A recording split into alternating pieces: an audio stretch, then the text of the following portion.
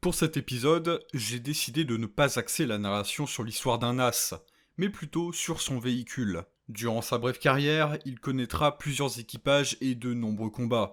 Le premier chef de char de ce véhicule, le lieutenant Pavel Maximovitch Horoshilov, compteront, lui, son équipage et surtout son char, plus de 20 victoires contre des blindés ennemis. Né en 1917 dans un petit village de la région de Voronezh, Horoshilov rejoint le Komsomol en 1939.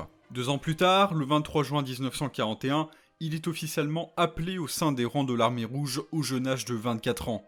Blessé à plusieurs reprises, son nom ne réapparaît qu'en mai 1942.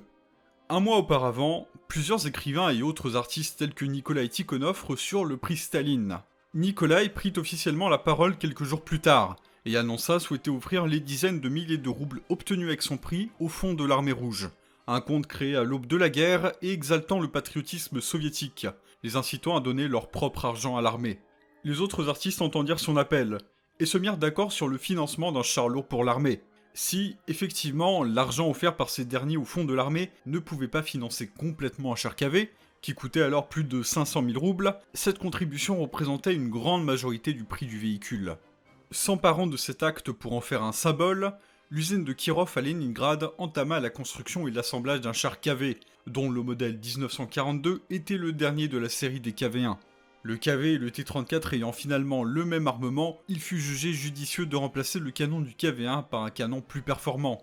Le travail débuta en juin 1940 et mènera notamment à la création d'un canon de 76 mm avec la balistique du canon 3K et d'un canon de 85 mm avec la balistique du 52K.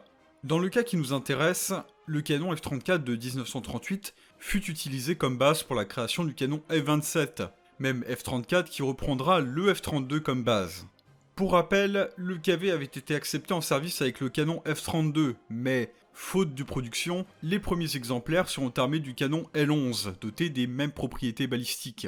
Le canon F-27 prit un grand retard à cause de problèmes dans le mécanisme de recul.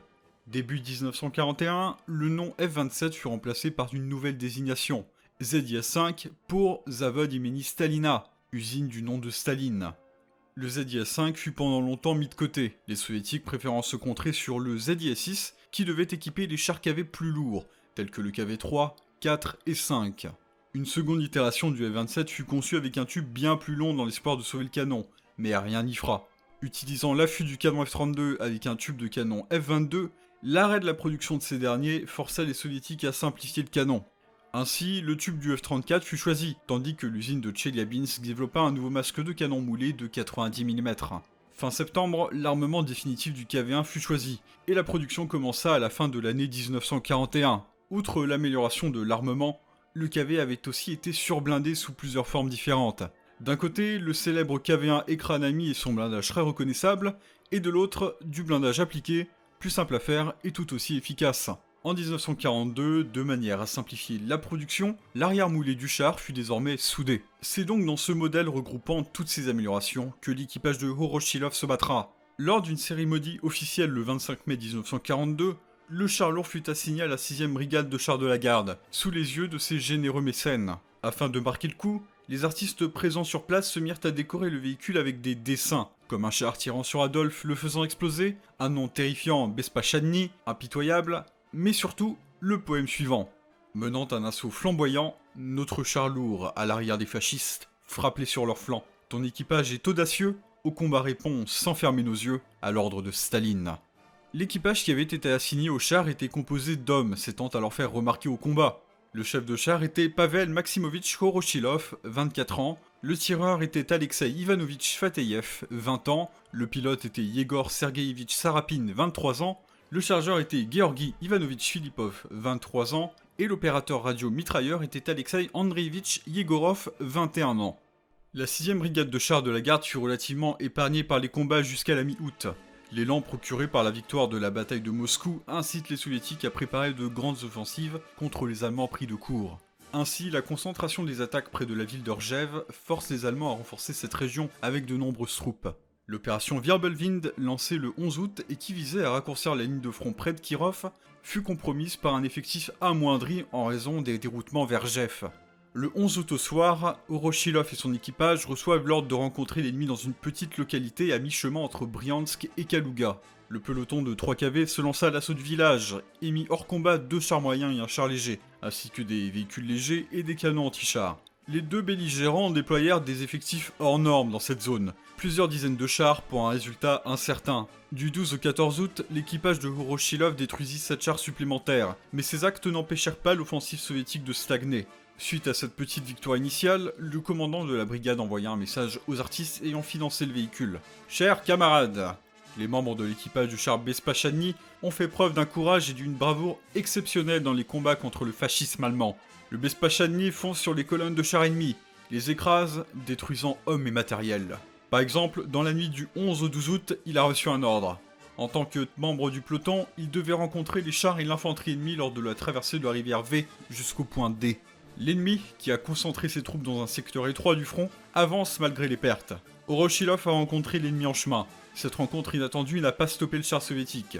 Il était le premier des 3 véhicules de combat du peloton à mener l'attaque sur le village. Les tirs précis du tireur, le camarade Feteyev, et du mitrailleur, le camarade Yegorov, ont détruit 2 chars moyens et un char léger, 2 véhicules blindés, 5 véhicules de transport de munitions, 2 canons lourds et 2 canons légers, ainsi qu'un mortier.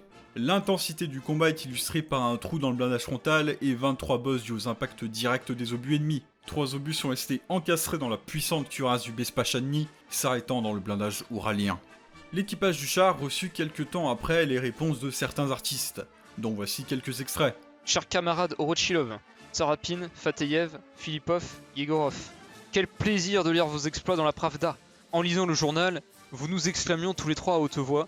Regardez ces gars, quel héroïsme! Ils tiennent leurs promesses! Mais une question préoccupante a surgi dans notre esprit. Est-ce que tout le monde allait bien? Le journal n'en faisait pas mention. Il a fallu attendre une lettre de votre part racontant les détails de vos exploits pour calmer les gens. Après tout, vous êtes devenus nos frères et le sort de chacun d'entre nous nous préoccupe. Le même jour, l'article de la Pravda a été lu à la radio. Tout le pays est au courant de vos exploits. Signé les Kurkrenix. Si l'assaut des soviétiques avait été finalement stoppé, la 16e armée et la 6e brigade continuèrent le combat, notamment dans la région de Gisra, alternant entre défense et offense jusqu'en 1943. Le 22 février 1943, les soviétiques repassent à l'assaut, y compris Voroshilov. Un mois plus tard, le journal Krasnaya Zvezda relate les combats de février dans la région de Gisra. L'équipage du char Bespachani du lieutenant Pavel Voroshilov et son équipage tirèrent à bout portant sur 3 chars, ont écrasé en long et en large une compagnie de mortiers et de servants et ont détruit de nombreuses positions allemandes. Lors de cette première offensive, le char fut confronté à l'artillerie anti-char allemande. Le pilote Yegor Tsarapin fut gravement blessé par un obus ayant pénétré le char, mais il parvint à continuer le combat.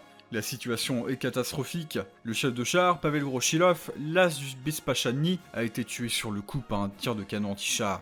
Alexei Fateyev, alors tireur et 2e plus haut gradé, prit le commandement comme il put. Dans un dernier élan désespéré, le char repartit à l'assaut, mais l'équipage se rendit bien vite compte qu'il en allait de la survie des membres d'équipage restants, et entra dans ses lignes. Yegor Tsarapin raconte la bataille de la façon suivante. En février 1943, des assauts ont eu lieu au nord de Gisra. Brûlant comme une torche, le Bepochadny s'était lancé sur une batterie d'artillerie ennemie. L'équipage brûle mais continue l'assaut sans se soucier de la douleur. 20, puis 10 mètres, et voilà. Les canons ennemis se brisent sous les chenilles du char lourd. Ce n'est qu'après ça qu'ils ont commencé à éteindre le feu. Mon dos a été brûlé, ma jambe a été cassée, et j'ai perdu 3 côtes. Le bras droit de Yegorov ne fonctionne plus. Filipov veut m'aider et prendre les commandes, mais la brûlure au bas de son dos l'en empêche. Nous avons réussi à éteindre le feu. Les uniformes de l'équipage sont déchirés et les bandages laissent paraître des blessures saignantes. Je crie à Fativ qu'il est complètement brûlé et il me répond « Sortez le char !» Rassemblant nos dernières forces, nous avons foncé droit devant une nouvelle fois, renversant au passage un char fasciste. Le temps que nous rejoignions nos lignes, Fativ avait succombé à ses blessures. Pavel Voroshilov n'était plus vivant non plus. Ils ont été enterrés ensemble. Ainsi, en mars 1943, le char Bespachani connut 2 pertes. Pavel Voroshilov, 24 ans, mort le 1er mars, et Alexei Fateyev, 20 ans, déclaré mort le 4 mars. Mort au combat avec un peu moins de 30 victoires à leur actif. Que Fateyev soit effectivement mort le 1er ou le 4 mars, son courage lui valut l'ordre de la guerre patriotique de 2e classe. Pour son héroïsme, le chef de char fut décoré post-mortem de l'ordre de la guerre patriotique de 1re classe et de l'ordre de l'Étoile Rouge. Les rapports de pertes ne parvinrent aux artistes qu'en juillet. Un équipage fut rapidement reconstitué dont le commandant était Vladimir Stepanovitch Makarov. Moins de 2 mois plus tard, le 31 août, le char fut pris à partie près de la ville de Yelnya. Là encore, plusieurs hommes trouveront la mort à bord du Bespachani, mais le pilote, Yegor Tsarapin, s'en sortit encore une fois, et put témoigner de l'horreur qu'il a vécue. Suivant la fin de la guerre, Sarapine resta en contact avec certains des artistes, avec qui il s'était forgé une véritable amitié durant ces années ardentes. У деревни Крюкова погибает взвод, но штыки горячие бьют не наугад. Их в живых осталось только 7 молодых солдат. Их в живых осталось только 7 молодых солдат.